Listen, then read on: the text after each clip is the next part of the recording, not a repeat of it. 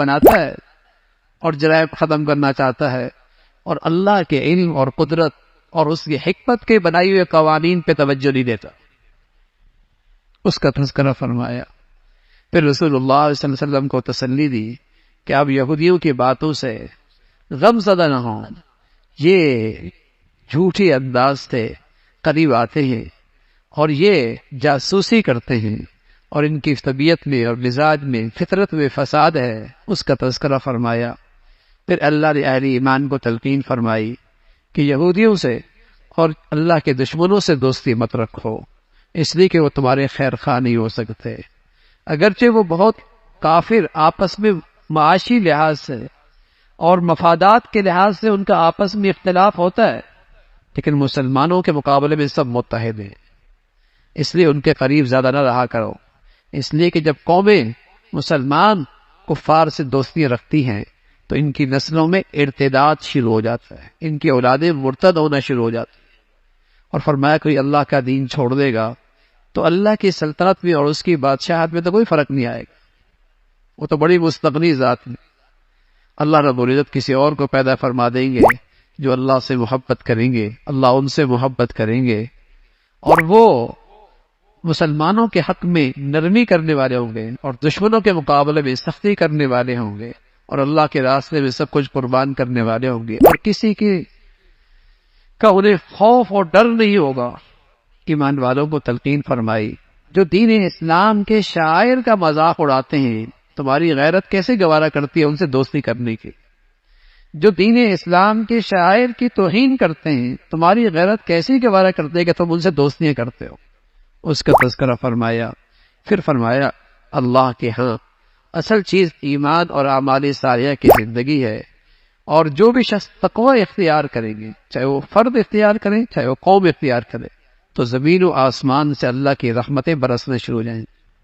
اللہ رب العزت زمین و آسمان کو برکتوں سے بھر دیں گے۔ اس کا تذکرہ فرمایا اللہ ایک ہے، اس کا کوئی شریک نہیں، اور لعنت فرمائی ان لوگوں پر جو برائی دیکھتے تھے لیکن برائیوں سے روکتے نہیں تھے، وہ بھی برے لوگوں کے ساتھ اٹھنا بیٹھنا شروع ہو گئے۔ اللہ نے نیکوں کے دل بھی بروں کی طرح برے ہی کر دیے، اس لیے کہ نیکی کا تقاضا یہ ہے کہ خود بھی نیکی کرے اور جہاں تک ہو سکے برائی کو بھی روکے۔ پھر اللہ رب العزت نے بتایا کہ مسلمانوں سے دشمنی میں یہودی اور مشرک سب سے آگے، مسلمانوں سے دشمنیوں میں یہودی اور مشرک سب سے آگے، اور وہ نصرانی اور عیسائی جو واقعی انجیل پر عمل کرتے ہیں، عیسیٰ علیہ السلام کے پیروکار ہیں، جو آج دنیا میں نہیں ہیں، ان کے دلوں میں مسلمانوں کے لیے نرم گوشہ ہے۔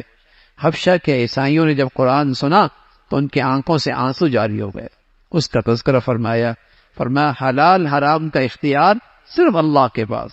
جس کو اللہ حلال کر دے تم اسے حرام نہ قرار دو، اور جسے اللہ حرام قرار دے تم اسے حلال نہ قرار دو۔ پھر کفارہ ذکر فرمایا، قسم کا کفارہ 10 مسکینوں کو کھانا کھلانا، وہ نہ ہو تو 3 دن کے روزے رکھنا۔ پھر شراب کی حرمت کا تذکرہ فرمایا، جوا اس کی حرمت کا تذکرہ، اور بت پرستی اس کی حرمت کا تذکرہ فرمایا اس سے آپس میں دشمنیاں وجود میں آتی ہیں، نفرتیں پیدا ہوتی ہیں، اس سے دور رہو۔ پھر شکار کا تذکرہ فرمایا کہ اگر احرام کی حالت میں ہے تو خشکی کے اندر شکار کرنا منع ہے، البتہ سمندر میں اور دریا میں شکار کیا جا سکتا ہے احرام کی حالت کے اندر بھی۔ پھر بیت اللہ کی عظمت کا تذکرہ ہے۔ پھر اللہ نے اہل ایمان سے فرمایا کہ تمہارے لیے برائی، تمہارے لیے تمہاری نیکی کافی ہے، لیکن بشرطیہ کہ تم دوسروں کو برائی سے بھی روکو، پھر تمہاری نیکی تمہاری کسی اور کی گمراہی سے تمہیں کوئی فرق نہیں پڑے گا۔ جب کسی کو موت کا وقت قریب آ جائے تو اس کے لیے ضروری ہے کہ وصیت کرے اور اس پر گواہ بنائے۔ پھر کل قیامت میں اللہ رب العزت رسولوں سے سوال کریں گے، کیا تم نے اللہ کا پیغام پہنچا دیا؟ اور خاص طور پہ عیسیٰ علیہ السلام سے کہا جائے گا، کیا تم نے لوگوں سے کہا تھا کہ